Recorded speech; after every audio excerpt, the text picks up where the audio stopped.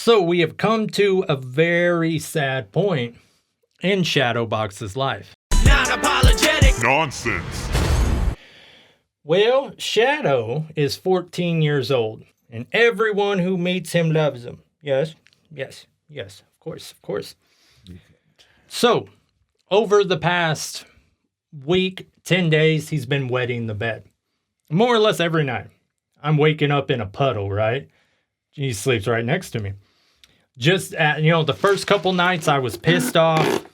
I put his nose in it and like the whole nine, Then we take him to the vet.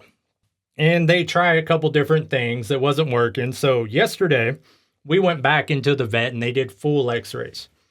So as it turns out, his vertebrae that connects his hip is just thrashed. So about every 3 or 4 steps now, he goes one way, his hips go the other way, and he just falls over. Right where that vertebrae is apparently houses the nerves that regulate his bladder. So he doesn't even know he's going. He doesn't know if his bladder's full. He doesn't know any of that. You don't seem very comfortable. Okay, we'll let you down.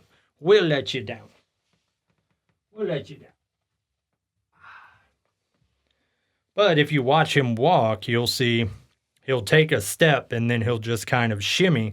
And sometimes he won't. Let me open the door and let him get someplace a little more comfortable. So, they're trying a new thing, and we'll know in like 3 days if it's going to work. But he's not going to the bathroom, and if we can't figure out a way to make him go to the bathroom, that's just kind of it. You know what I mean? And taking him outside and watching him is just heartbreaking. You'll watch him take a couple steps, his hip will shimmy, he'll fall over, he'll cry, and he'll start to get back up. But he's got to go to the bathroom. You know what I mean? So we're trying new medication, and we have this therapy we're working on him. And we worked through a lot of stuff with this dog, but this one has me, concerned, I've extended this dog's life at least twice. Because 5 years ago, the vet said he wouldn't last. I wound up taking him down to Northwest Arkansas, drove 2.5 hours, do this major surgery on him, thousands of dollars. And that was 5 or 6 years ago. So his life got extended. And then 2 years ago, when he went into congestive heart failure, I took him around to different vets, took him around to specialists. We finally found medication that would release the fluid on his heart and his lungs. And that's given him more years. But now that he's, pretty much 15, I don't know if I'm going to be able to extend that thing any further. You know what I mean? Because I know my personality, and I know that I'm going to try to treat him for too long. You know what I'm saying? But every vet told me twice that he was going, that was it. He was done, So I got to keep trying stuff. But at a certain point, I've never even been down this road. When do you even make the call? When do you say, all right, that's enough. Bye, I don't have to do that yet either. And then who does that? I was thinking maybe I could find a vet that I could pay to come here. I don't know. I know that one out in 96. The girl I was with, she took her cat out there. It was time. But then but instead of taking it into a room or whatnot, because that one on 96, so it's like a trailer, right? Whatnot. She let her just hold it. She gave it the shot, and you just sat there and pet until it went to sleep. Yeah, but I don't want to do it in. And it was the saddest shit ever. Yeah, no, I want him, and if I can talk a vet into coming out here, I'm not going to tell him all the details. And then I'm going to make it super awkward. I'm going to be like, okay, now you're here. Door's locked. You can't leave. We're going to go to my bedroom.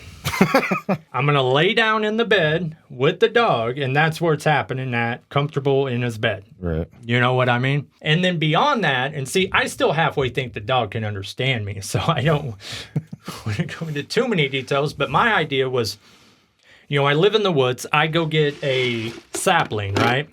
I pull it out of the ground. Then I dig a hole in the front yard. He goes in it. The root system goes on top. And then he becomes the tree. Now, if like the tree dies or something, I mean, like, what do you even do then? But just watching him every day is just heartbreaking. And like in the bed right now, we have them child-proof like potty sheets, them plasticky sheets. Yeah. I only bought one though. I should have bought two because every morning I'm having to throw those into the wash, and then I have nothing to put on the bed when I go to work. So. And at first, I admit it was selfish. I was like, man, we got to get this figured out. You can't be pissing in the bed, And then one of the times I've been setting an alarm for like 1 a.m. and taking him out in the morning. One of the times I took him out for his entire life, I've just, when he won't go, I'll tap him on his bum with my foot and just like, hey, you're going to go. You're not coming back this way. So I did that and he fell over.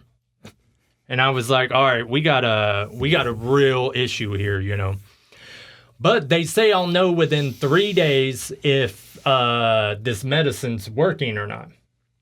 And then, there was a girl that used to live with me, and she had Shadow for like 4, maybe 5 years before I knew Shadow. So that means I'm going to have to make the phone call to her, give her a chance to come out here, like, I don't know. Hopefully I can pull him out of it. But I am not optimistic on this one. What in the fuck was that? That was my stomach. You hungry, boy, are you? Oh, yeah. We can edit that out. We will not. But yeah, I've never been in the situation. Like, I don't know when to call it because I damn sure don't want to call it early.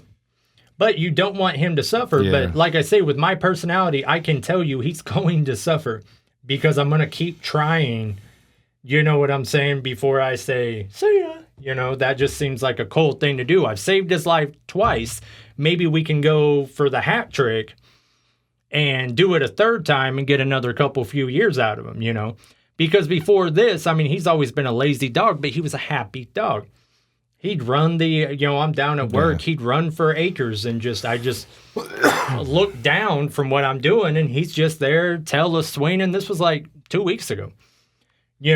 But now when I go to sit him down outside, he either doesn't move at all, he falls over, or he walks like 5 feet and then just freezes.